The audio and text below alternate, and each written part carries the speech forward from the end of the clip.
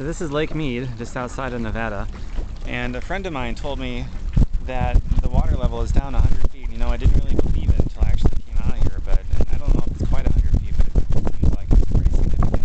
When I flew over Lake Mead into Las Vegas International Airport, you could very distinctly see the drastic change in the water lines over Lake Mead, which was pretty scary actually.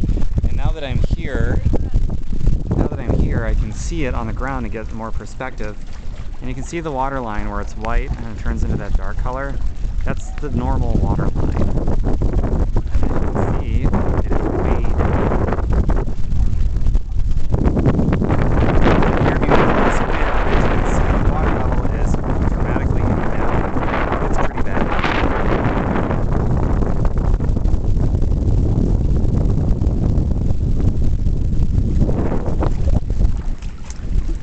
Right now I'm standing out on a pier, pretty far out actually.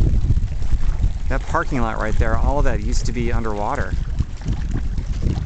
And in the background, I don't know if it's going to capture on camera or not, but you can see where the water line used to be way the heck back there. I'm talking like 3 or 4 football fields back, at least. You can see where the water line was. Over there you can see the water line, and that looks like it's about 100 feet. From the old water line to the new water line, probably about 100 feet. And that old parking lot now, that's lake bed. And this pier is just, it's enormous in size, and this is actually like a city out here. There's probably about 1,000 plus boats that dock up here. You can see it goes out. There's a floating restaurant. This whole pier is floating, by the way. It kind of has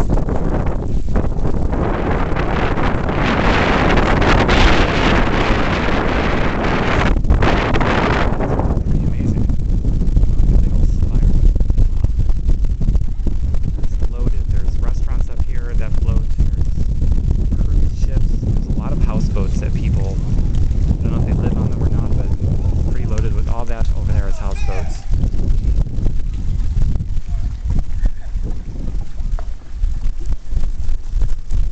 And one disturbing thing is this lake is loaded with big carp, lots of big fat suckers everywhere.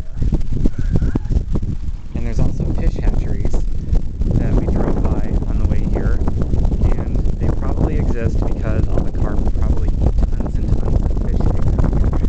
So it's probably not a very self-sustaining body of water with other edible fish. One really cool thing down here that Wisconsin doesn't have are the size of the stripers, the white bass. They are huge in this lake. I don't see any right now, but I saw a few earlier. There's a couple white bass mixed in there with those carp. I don't know if the camera's going to pick it up or not. But they get just as big as this big carp. And they don't get that big in Wisconsin that I've ever seen. Not even close.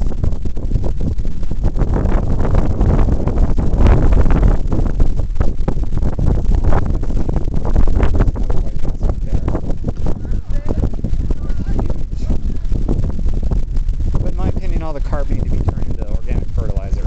It can nourish us better that way. Lake too, I'm sure.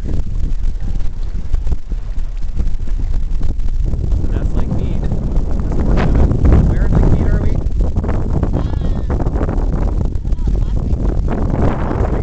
We think. Close to Hoover Dam by a few miles. In fact, I don't know if this is going to pick up, but you can see some of the electrical wires coming out over the mountains there. Maybe if I zoom in a bit more, we can see them more. Okay, now we can see them. That's all from the Hoover Dam, the electrical power cables. It's just a few miles, I think 4 miles away. While we're here, we might as well see that at night as the sun is setting. Yeah. So I guess we're going to watch the sunset from Hoover Dam. I think by the time we get out there, the sun might already be set, but we'll see it at night. It's gonna be great. All right, I think it's time to push stop on this recording. It is really beautiful here.